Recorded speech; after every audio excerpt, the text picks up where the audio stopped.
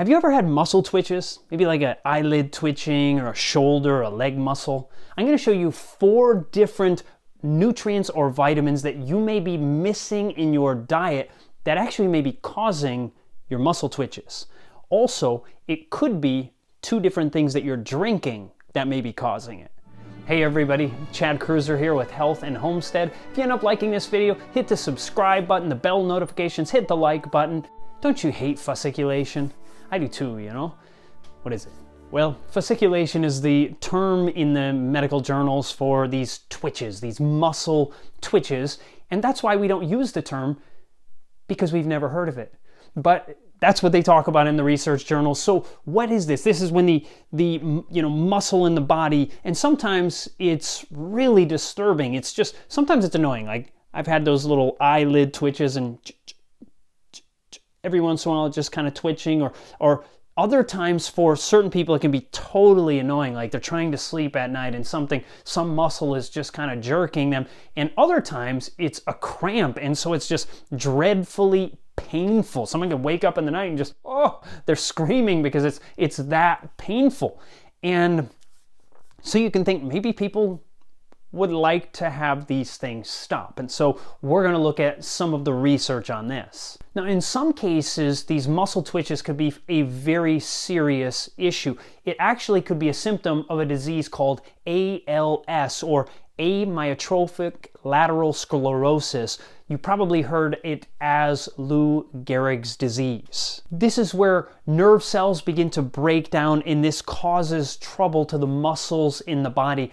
And if this is the cause of your muscle twitches, this is a very serious issue that you want to work with a medical doctor, a medical professional on that. But if it's not from some serious disease, it simply may be a deficiency in some vitamin or nutrient, or like I said, it may be actually something you're consuming that is causing you to have these muscle twitches. So let's deal with the first one.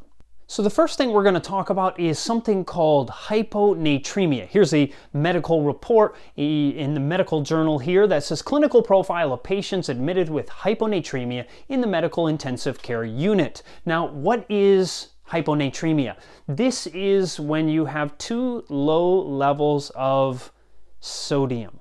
Now you might be thinking, Chad, I thought we're all supposed to avoid sodium. I thought sodium was a problem. I want to avoid it, not actually take more of it. But here's the thing. Some people are actually prone to having too low levels of sodium or salt within their diet.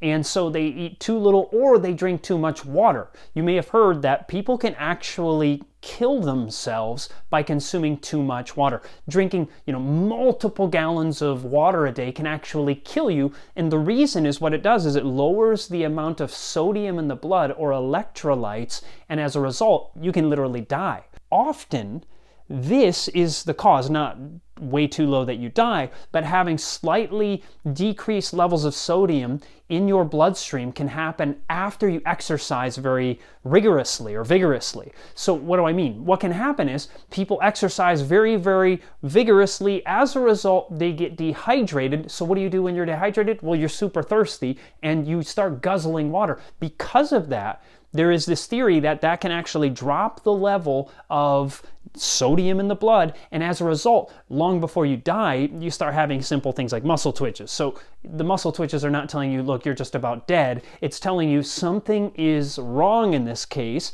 and so there's a couple suggestions that could be made. One of them is when you're exercising, rather than waiting until you are dehydrated and then guzzling a bunch of water, rather sipping small amounts of water throughout the exercise may help to combat this problem. A secondary thing that has actually been tested in research is they took people and instead of just giving them water when they were dehydrated from exercise or after their exercise activity, what they did was they had them take water with electrolytes in it, And that may be something as simple as adding a little bit of salt, very small amount of salt to water, so little that it doesn't taste like salt water. Actually, it probably almost changes the flavor, not at all. And so as a result, what they found in at least one study was doing this lowered the chances of having these muscle spasms that we typically call cramps, because once again, cramps are an intense spasm of the muscle that actually can cause pain, and it can be debilitating for athletes, and it may actually keep them from performing. And so obviously they don't want that to happen. So one of these two things, drinking slowly throughout your exercise regimen, or secondarily, drinking something that has electrolytes in it, may lessen the chances of having the muscle spasms. So that's number one. Let's look at the second factor. One of the potential things that you may be lacking is the sunshine vitamin. What is that? That's right, it's vitamin D. And so vitamin D is something that historically humans got because they spent a lot of time outside, whether it was in agriculture or equatorial Africa or what have you. People were outside getting plenty of their skin exposed, and so they had plenty of vitamin D and very strong immune system in general because of that.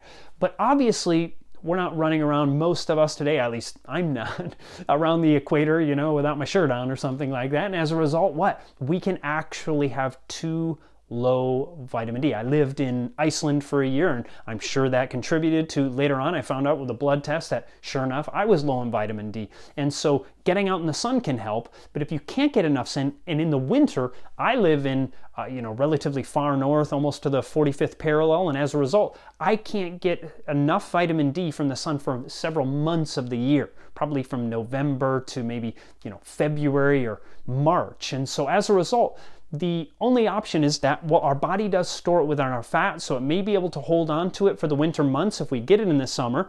But one of the things we can do is actually supplement. Well, you can either get it in foods. There are many foods that are fortified that may have vitamin D in it, and there's also things like fish, like mackerel and salmon. I live by a plant-based diet, so I don't eat those, and those can also, in certain cases like the mackerel, can have, at times, depending on where it's caught, can actually have high levels of mercury, which can be detrimental to the mind, to the brain.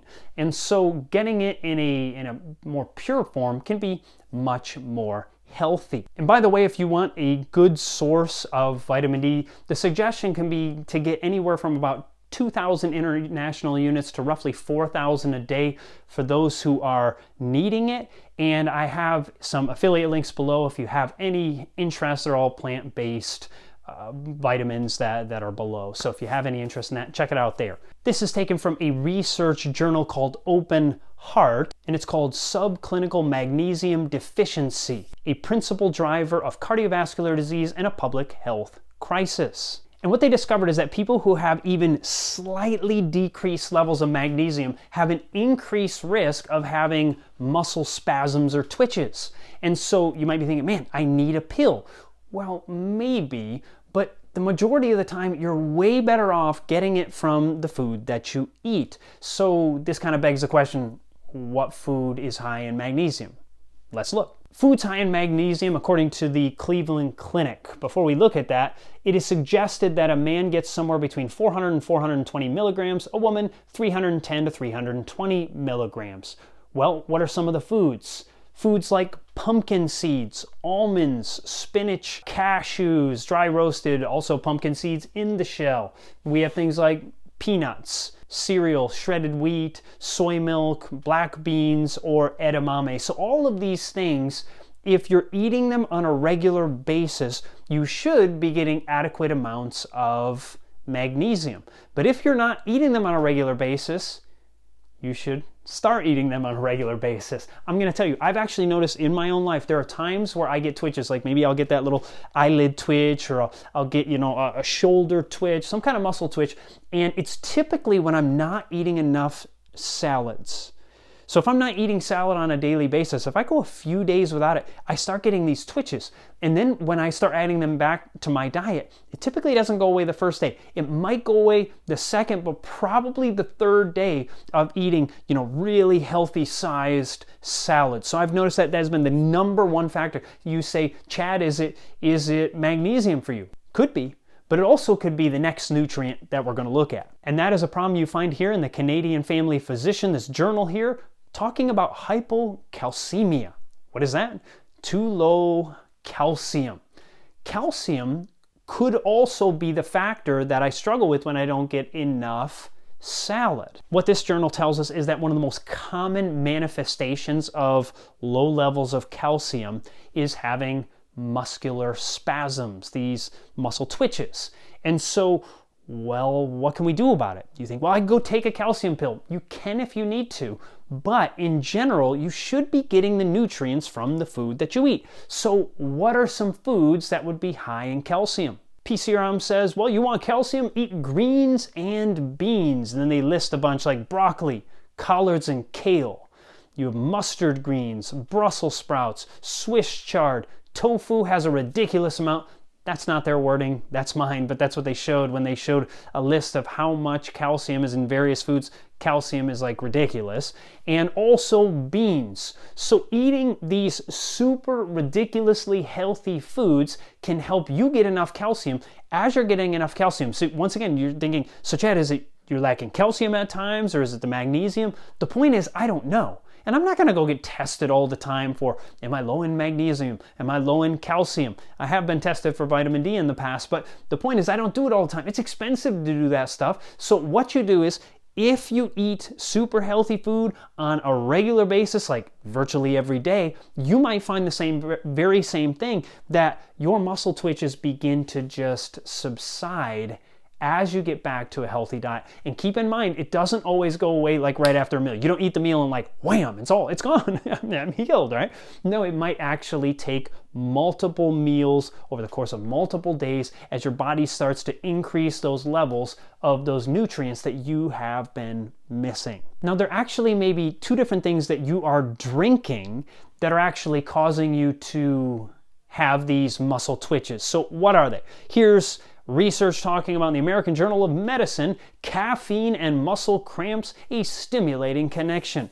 And this is not some massive study. This is an N of 1, meaning they just said that they noticed that they had a man was struggling with these muscle spasms. They told him to get off of his caffeine. He did, and whammo, it worked. So this is not some incredible study. Normally I like to have studies that have more than one patient in the study, but hey, the point is, if the other things you try aren't working, getting rid of the caffeine could be beneficial for you. By the way, caffeine can lower the amount of blood flow to your brain by 40%. So that's significant, and I let go of it years ago. I am so much happier that I did. My body feels better on so many different levels, and actually have significantly more energy. It takes a while to get over it, as you get over certain things that your body has become accustomed to. And I had to go through headaches for several days, but I'm thankful that it's gone now and life is better. But that's only one. Let's go on to this second one. This is from the journal Alcohol Research Current Reviews, talking about alcoholic myopathy. So what they found is that for certain alcoholics, it increases the likelihood that they have muscle atrophy. And in addition to that, they can also have muscle twitches. So alcohol is not a healthy thing if you're looking to have strong muscles. I know many, weightlifters and so forth have it, but their muscles potentially could be even stronger if they would avoid the alcohol. But secondarily, it increases the chance of muscle twitches. And so there's a trick to actually reversing that with the alcohol, and that is simply stop drinking it, right? Not too complex. So here are several different things you can do. We talked about it could be lack of calcium, lack of magnesium. It also could be drinking caffeine. It could be drinking alcohol. It could be too little sodium in the diet. These various things may actually be causing you trouble. So getting back to a healthy diet on a regular basis, not like once a week eating healthy, but eating healthy food on a daily basis can make your body function the way it was designed to function. So if you like this video, hit the subscribe button, hit the bell notifications, hit the like button, and also we have a video. If you haven't seen our video on depression, you don't want to miss it. We'll have several videos, but this one's more on winter depression. If you haven't seen it, it will be right here. So click right there. God bless and have a fantastic day.